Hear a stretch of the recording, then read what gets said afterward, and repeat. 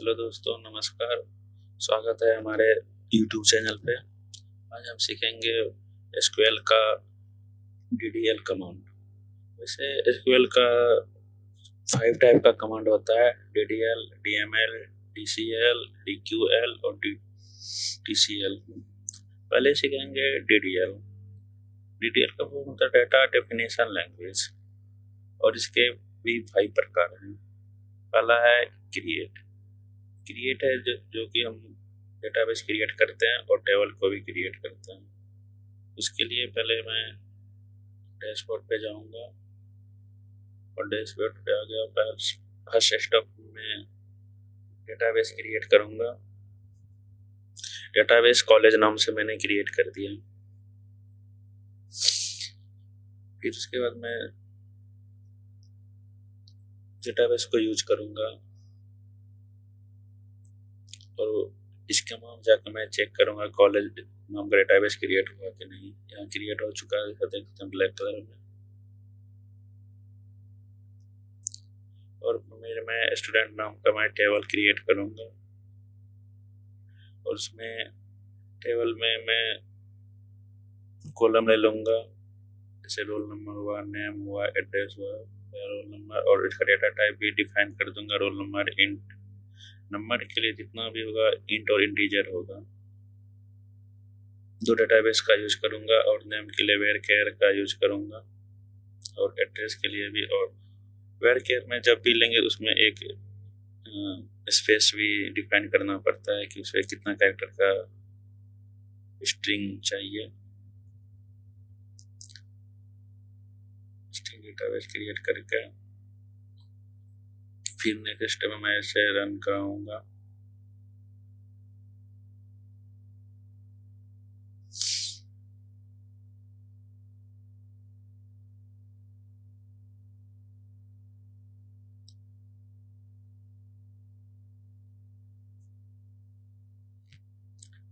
Run होने के बाद मैं यहाँ पे चेक करूंगा कि हाँ डेटाबेस क्रिएट हुआ कि नहीं, सॉरी टेबल क्रिएट हुआ कि नहीं। वहाँ शो कर रहा है रोल नंबर, नेम, डिपार्टमेंट और एड्रेस नाम का। फिर उसमें मैं इंसर्ट वैल्यू इंसर्ट करवाऊंगा। इंसर्ट कमांड का यूज करूंगा जो कि टेबल में वैल्यू इंस्टॉल।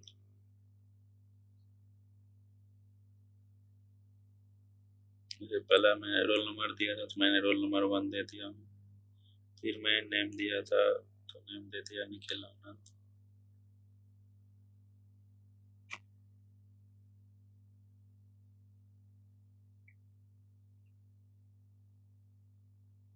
फिर डिपार्टमेंट दे देता हूँ कोई भी, साइंस।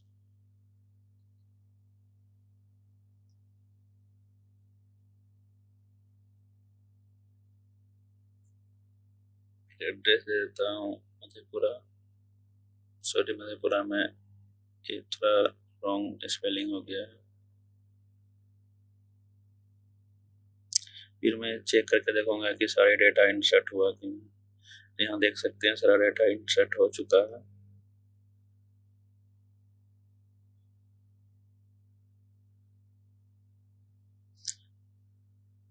फिर अब मैं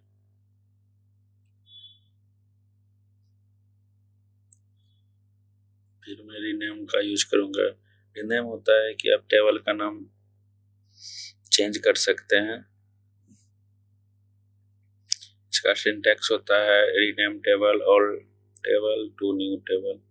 जैसे मैं रीनेम टेबल, फिर स्टूडेंट पहले का टेबल था, फिर न्यू टेबल का नाम स्टूडेंट डेटाबेस रख दिया, स्टूडेंट डीबी। फिर मैं यहाँ चेक करूंगा कि नाम चेंज हुआ कि नहीं है।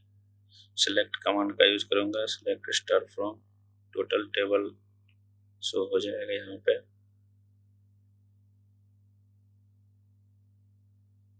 यहाँ शो हो गया, देख सकते हैं आप। फिर मैं अल्टर कमांड का यूज करूंगा।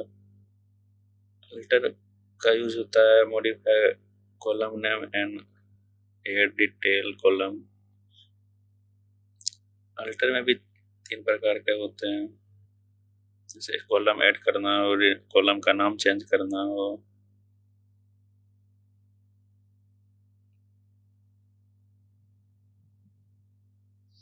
जैसे मैं मार्क्स नाम का एक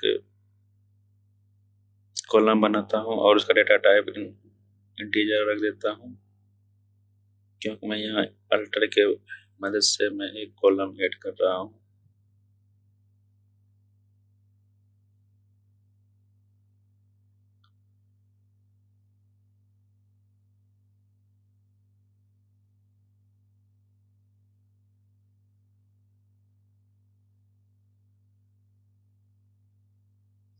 अब मैं चेक करूंगा कि भाई इंसर्ट हुआ कि नहीं कॉलम।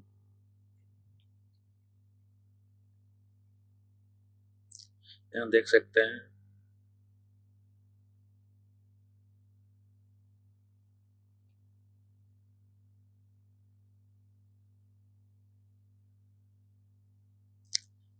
फिर मैं रीनेमिंग कॉलम करूंगा, जहाँ पे मैं मार्कशीट का मार्क्स नाम का एक कॉलम बना है उसे मैं चेंज करूंगा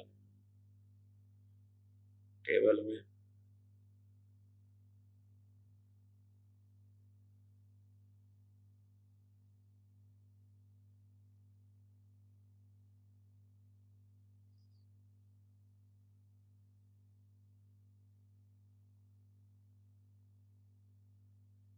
एड्रेस तो ऑलरेडी यहाँ पे है, इसलिए मैंने एड्रेस नहीं लिया।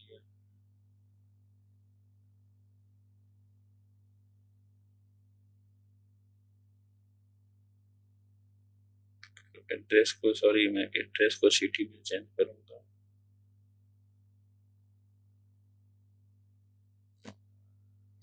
एड्रेस को सिटी में चेंज करूंगा और मैं चेक करूंगा कि हाँ भाई हुआ कि नहीं। और यहाँ देखिए एड्रेस सिटी में कन्वर्ट हो चुका है।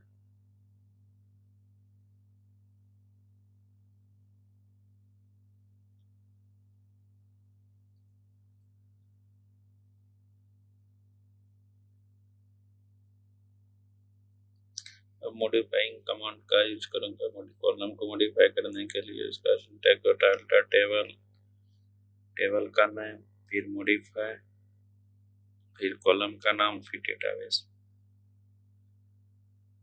तो मैं यहाँ कॉलम का नाम लिख देता हूँ।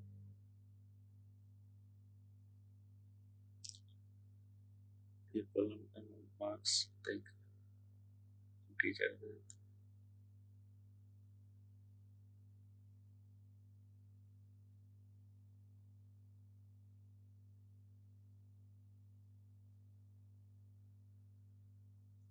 देख सकते हैं जितना भी ब्लू टिक है सारे रन कमांड के हैं, और जितना भी रेड है वो कमांड रन नहीं हुआ है।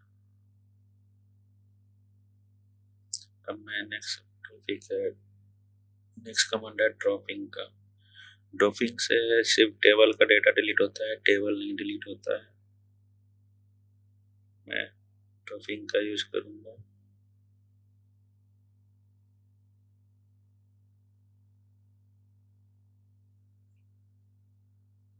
और मार्क्स और कॉलम मार्क्स नाम का कॉलम उसे मैं डिलीट हो जाएगा। मैंने क्रिएट किया था मार्क्स नाम का टेबल कॉलम, वो डिलीट हो जाएगा।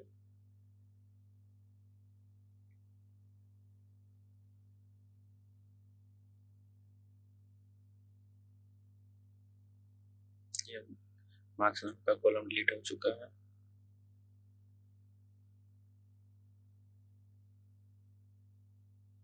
मैं ट्रंकेट का यूज करूंगा।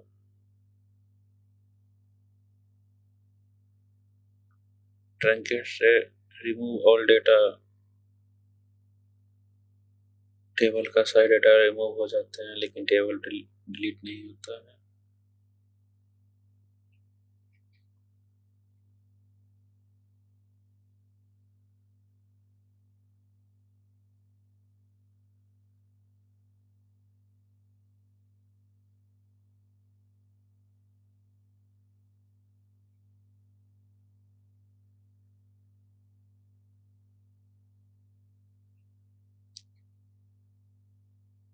आप देख सकते हैं यहाँ सारे डेटा डिलीट हो चुके हैं, टेबल है।